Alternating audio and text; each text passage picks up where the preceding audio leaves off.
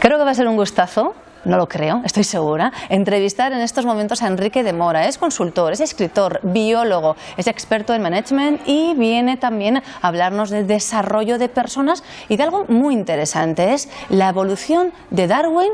Y la gran pregunta que tendremos que hacerle es ¿qué relación tiene Darwin y la selección natural con el mundo empresarial? Así que ya me lanzo de lleno. Muy buenos días, ¿qué tal? Muy buenos días. Cuéntanos, ¿qué pinta Darwin en todo esto? Sí, parece curioso, ¿no? En un entorno tan innovador y tan tecnológico, una figura del siglo XIX como él.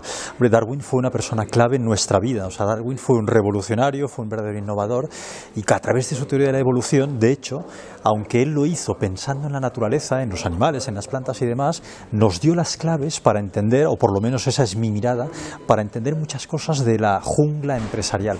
La selección natural se aplica a la jungla empresarial, a la lucha que hay entre las empresas, se aplica también en el plano personal. Las personas al final competimos las unas con las otras para llegar a ser el jefe, para llegar a ser el más rico, para llegar a ser el más gracioso, etcétera, etcétera. Por lo tanto, hay mucho más Darwin y mucho más biología presente en todo este mundo de lo que puede parecer. Pues hablamos de supervivencia. Claro, o sea, la palabra clave es la supervivencia, es decir, en casi cualquier sector empresarial suele haber recursos escasos y un exceso de población, un exceso de competidores, demasiado. O sea, en cualquier ciudad hay demasiadas cafeterías, hay demasiadas zapaterías, hay demasiadas lo que sea, lo que quieras, siempre hay demasiado. ¿Cuáles acaban sobreviviendo? Pues aquellas que ofrecen algo diferente, aquellas que saben, fruto de la selección natural que definió Darwin en su teoría de la evolución, saben desarrollar alguna característica, alguna variable que les hace diferentes y que les hace ser mejores. Eso es lo que se llama ventaja competitiva. Y mencionas también otra expresión que es la de mutación genética vencedora. Pero ¿cómo conseguimos mutar, ya no te digo genéticamente, sino personal y profesionalmente, para ser ganadores, para persistir? Claro, la selección natural se basa muchas veces en las mutaciones. En la naturaleza las mutaciones se producen de forma espontánea, o sea, de repente en el proceso, digamos, de transmisión de genes se produce un pequeño fallo y aparece un individuo que es un mutante en sentido estricto, que generalmente es más frágil que los otros, pero algunas veces, en vez de ser más frágil, es más fuerte. Esa mutación genera una ventaja, algo que le hace ser una mutación ganadora, y eso provoca que a partir de ese momento ese individuo y su generación siguiente y la otra irán desarrollando, irán haciendo prevalecer, digamos, esa ventaja competitiva y se convierten en más fuertes. Eso pasa igual en las empresas, pasa exactamente igual en las empresas tecnológicas, en las no tecnológicas. Yo preguntaba ahora en esta charla que hemos tenido quiénes de los asistentes habían tenido alguna vez una BlackBerry o un Nokia. Todos han levantado la mano. Luego he preguntado, ¿quiénes seguís teniendo una BlackBerry o un Nokia? Solo uno de no sé cuánta gente que había lo ha levantado. ¿Por qué? Porque Nokia y BlackBerry no supieron adaptarse a los nuevos tiempos, no supieron ver que venían los smartphones, cosa que sí supieron ver desde Apple y desde Samsung. ¿Y qué hay que hacer para ver lo que está por venir? Bueno, hay que estar continuamente sondeando el mercado. Evidentemente la capacidad del futurismo, digamos que es difícil, pero si uno está continuamente con las antenas puestas en el mercado, viendo lo que hacen nuestros clientes, lo que piden nuestros clientes, los deseos de nuestros clientes, es una vía ya muy interesante de por dónde pueden ir las cosas. Evidentemente otra forma es mirar a las empresas más modernas, las más innovadoras, ¿qué hacen? Porque normalmente aparece una que es la pionera y las demás tardan muchísimo en imitarle. Pues hay que estar con el ojo puesto siempre en las empresas pioneras para ver qué tipo de cosas son sus tendencias, para ver si podemos emularlas de alguna forma. Aunque seamos pequeños, ¿también esto es válido para las empresas pequeñas?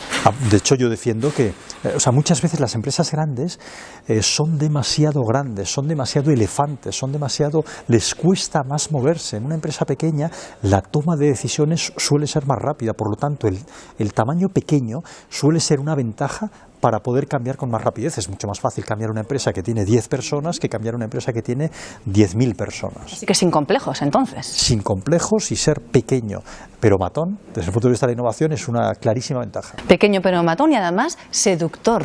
El último libro que tienes en tu haber, Seduce y venderás. Cierto, cierto.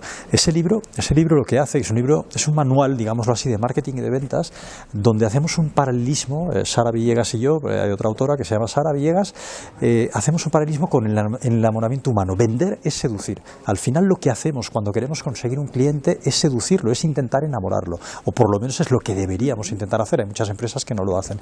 Y entonces vimos que había un paralelismo absoluto y vamos explicando desde el flechazo, desde la primera cita, desde el primer café, la primera comida, la primera cena, vamos contando todo el proceso hasta lograr enamorar y seducir completamente a ese cliente potencial. Pero cuidado, el enamoramiento por naturaleza acaba. Claro. ¿Cómo transformarlo en amor? Claro. Es decir, en relaciones duraderas. Cierto. O sea, te veo muy puesta en tema del amor. Bueno, teórico. Es verdad, ahí digamos se habla de entre meses y 2 años como el enamoramiento en sí. Luego llega otra fase donde a lo mejor esa locura inicial, ese hervor que uno siente baja, pero entras en otra fase donde el apego y el cariño son muy importantes. Eso es exactamente lo que hay que conseguir con los clientes, porque si cuando has conseguido el cliente tras un arduo proceso de seducción, te relajas y empiezas a hacerle menos caso porque ya convives con él, porque ya te has casado con él, error. ¿Error por qué? Porque aparecerán otros buitres que están por ahí rondando, los competidores, que querrán enamorarlo, y el riesgo de que te ponga los cuernos es mucho mayor si tú no sabes mantener en esa otra fase más tranquila un nivel de innovación adecuado. ¿Y cómo vencer esa barrera? Es decir, la de que si muchas personas no se reconocen como vendedores, ahora además les dices que tienen que ser seductores. Yo creo que cualquier vendedor, no lo sé, evidentemente conozco a muchos, pero no a todos, ¿no? Cualquier vendedor, cuando nos oye hablar de seducción, supongo que debe sentirse identificado. Creo que en el chip del buen vendedor, por lo menos del bueno, vamos a decirlo así, está claro que tienes que seducir al cliente. Al final, las emociones humanas son muy pocas. Tenemos 6 emociones humanas. Entre esas 6, solo hay 2 positivas. Una es la alegría y otra es la sorpresa. La sorpresa a veces es negativa, a veces es positiva.